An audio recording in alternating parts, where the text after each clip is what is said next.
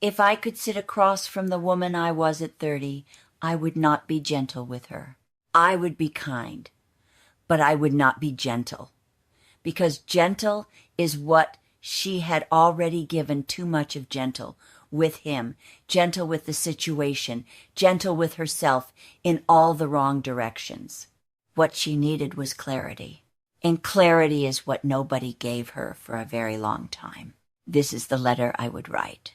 What I confused for love. Dear younger me, you have made an error that is going to cost you years. Not because you are foolish, you are not foolish, but because you were taught something false and you believed it completely the way you believe things when you are young and in love, and nobody around you has survived long enough to tell you otherwise.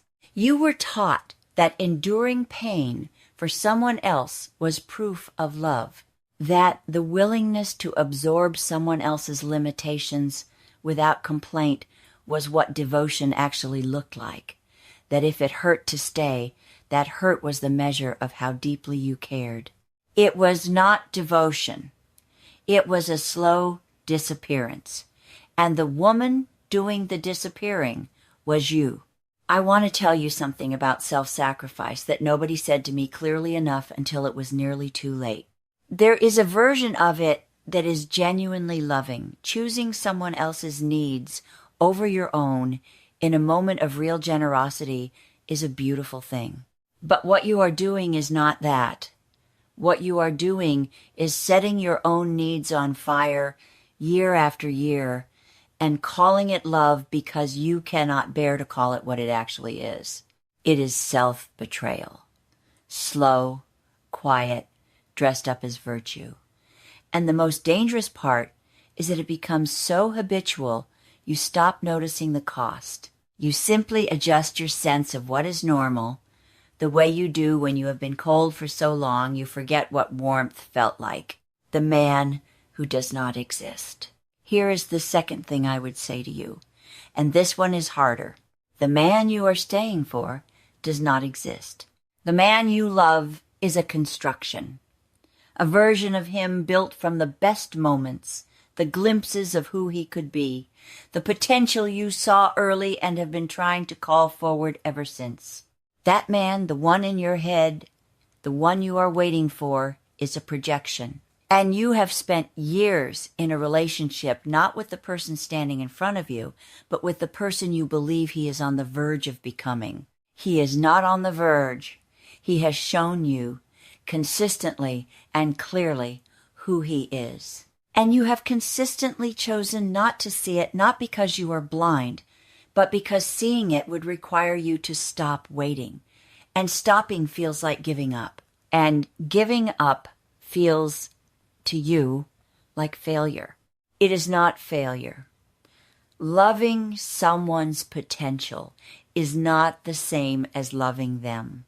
It is in fact a quiet rejection of the actual person, the actual relationship, the actual life that is available to you in favor of an imaginary one that exists only in the patience you keep burning through. There's also something else I want you to understand about this. When you love someone's potential rather than their reality, you are not actually loving them. You are loving what you need them to be. And that need, as real as it feels, belongs to you, not to them. They did not ask to be your project. They did not ask to be measured against a version of themselves they never claimed to be working toward. The kindest thing you can do for both of you is to see what is actually there and decide honestly what you want to do with it. The weight of the years. I am going to say something uncomfortable now. I am going to say it anyway because I think you need to hear it without softening. The years you spend waiting for someone to become something they have given you no reason to believe they will become, those years are not recoverable. I know that sounds brutal. I know you do not want to think about it that way. But the sunk cost of time already spent is one of the most powerful traps a person can fall into.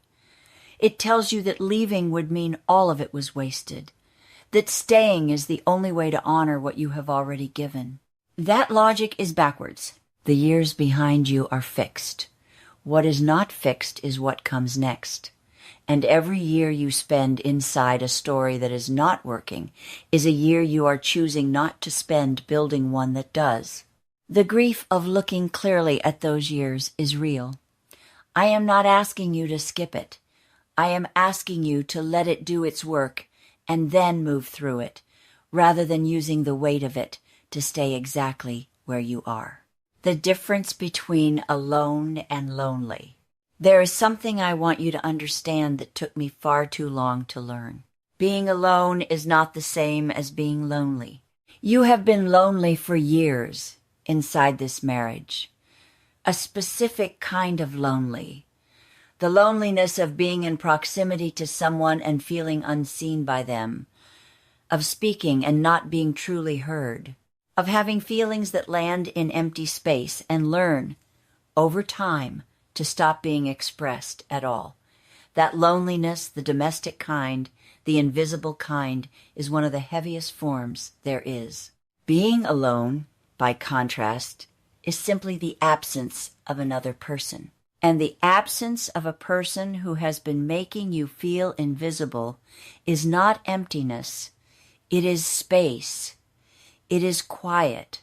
It is the slow return of your own company, which you have been neglecting for so long you have forgotten it is worth having. I am not promising solitude is easy.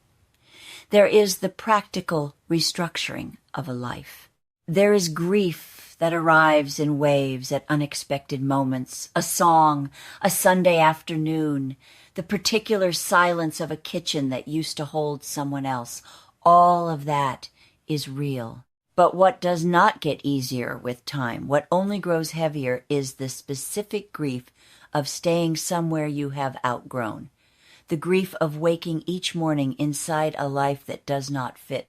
Stop using the fear of being alone as a reason to remain in a marriage that has been making you lonely every day. Those are not the same risk. One of them you already know intimately. You are living it right now. And I want to say one more thing about loneliness, because I think it matters. The loneliness of a bad marriage does not stay contained to the marriage.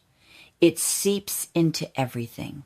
Into your work, your friendships, your relationship with yourself. When the central relationship in your life is one where you feel chronically unseen, you begin to doubt your own perceptions. You begin to wonder if you are simply too hard to see, too complicated, too demanding, too much. That self-doubt is not the truth about you. It is the residue of a relationship that was not able to meet you. There is a difference. And knowing the difference is the beginning of getting your sense of yourself back. What the other side looks like.